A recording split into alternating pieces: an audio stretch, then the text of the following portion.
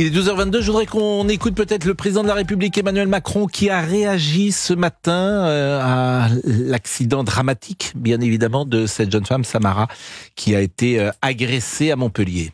Il n'y a rien qui justifie, qui saurait faire accepter le fait qu'une jeune fille, une adolescente, est ainsi agressée par plusieurs jeunes de son âge. Après, j'ai eu des premiers retours de la part du préfet et du rectorat. Nous sommes en train de consolider les informations. Il y a aussi un travail de la justice qui est en cours.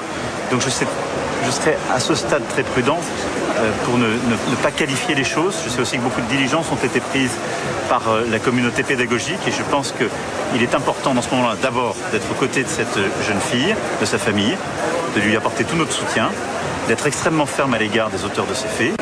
J'aime bien commenter les choses, surtout prendre des décisions, quand je suis sûr des faits. C'est intéressant parce qu'il dit, il y a du sous-texte dans ce qu'il dit. Il dit, on doit être à côté de cette jeune femme. Je rappelle que Nicole Belloubet n'était toujours pas à côté de la famille et de cette jeune femme ce matin. Et manifestement, comme toujours, parce qu'on en parle, le pouvoir politique réagit et il dit, il faut être à côté de cette jeune femme. Un mot puisque Emmanuel Macron a également souligné que Aya Nakamura a tout à fait sa place à une cérémonie d'ouverture des Jeux Olympiques. Et Roch voulait réagir là-dessus.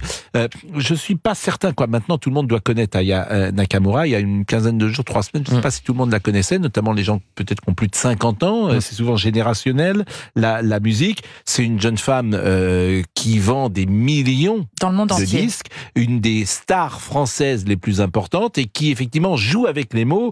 Et alors certains disent que elle les tord, mais c'est aussi souvent la possibilité pour un artiste de travailler les mots, de faire des choses que les autres n'ont pas fait.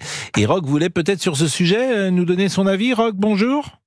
Bonjour Pascal. Qu'est-ce que vous en pensez? Est-ce que ça vous intéresse? Est-ce que ça vous plaît? Non, ça me plaît pas beaucoup, non. Je trouve le personnage assez vulgaire dans ses tenues et dans son attitude, et puis surtout qui parle une langue que moi je ne connais pas. Et il me semble que pour représenter la France aux Jeux Olympiques, il faut quelque chose d'un peu plus consensuel et représentatif de la France et de la langue française. Et que Macron fasse cette déclaration, c'est dans son habitude de toujours cliver, de toujours provoquer, et ça devient lassant, énervant et même un peu inquiétant.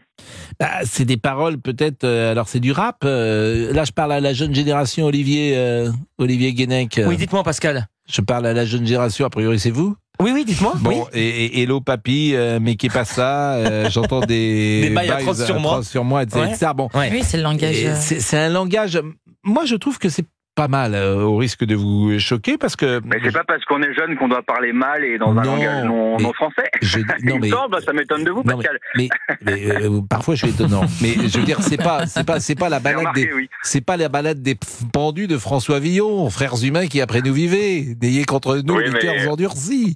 Bon, c'est entendu, mais ce que je veux vous dire, c'est que les artistes ont une liberté d'écriture. Et ils essayent de jouer avec les mots. C'est ce qu'elle veut faire, là. Dans la vie, je pense que cette dame, elle ne parle pas comme ça. Là, c'est une mise en scène artistique de ses paroles. Exactement. Et donc, moi, je trouve que c'est plutôt rigolo, d'ailleurs, pour tout vous dire, et plutôt inventif. Au risque de vous choquer. Parce que, en fait, c'est comme vous savez, le parler de Audiard. Audiard en parlait assez bien. Personne ne parlait comme Michel Audiard. Bon, il réinventait un dialogue en faux qui n'a jamais existé dans les bistrots. Tout le monde dit que c'était le langage des bistrots. Non, c'était un langage, évidemment, qui était passé par les fourches codines d'Audiard, qui était sublimé. Je cherche le mot. Voilà, c'était un langage des bistrots sublimé. Là, c'est pareil, me semble-t-il. Oui, mais Pascal, là, vous chipotez, vous avez peut-être raison sur le fond, mais prenez... mais je vous connais. Ah bon? Non, mais vous prenez la défense et vous avez raison d'un certain côté. Mais mettez-vous à la place d'un étranger quelconque, un japonais, un malien, un chinois. Quand il va voir Aya Nakamura représenter la France, il va se dire il y a quelque chose qui va pas dans le langage et dans la tenue. Je pense qu'il la connaît. Oui, elle est mondialement connue. Vous savez, elle est très connue. Elle a été l'égérie d'une grande marque de cosmétiques. Elle est très connue. Bon, on l'écoute, Jaja, tiens.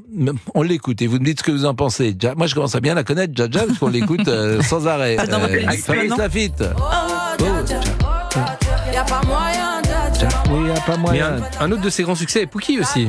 Ouais, mais moi je préfère Jaja. Je suis pas Takatan, Jaja. Genre Akachana, baby. Tu dettes ça? Ah, Jaja. Y a pas moyen. Mais je trouve ça pas mal en plus. Moi, je vous assure, je trouve ça pas mal. Mais en tout cas, je ne vois pas. Voilà, on peut ne pas aimer, mais je vais pas descendre dans la rue. Mais vous avez raison, je pense qu'elle parle pas comme ça. Exactement. C'est pour la musique. Mais oui. je vous répète, le parallèle avec Michel Audiard, j'y avais jamais pensé, je l'ai dit tout à l'heure, je trouve que c'est assez... C'est assez intelligent ce que vous avez dit là. Pour une fois.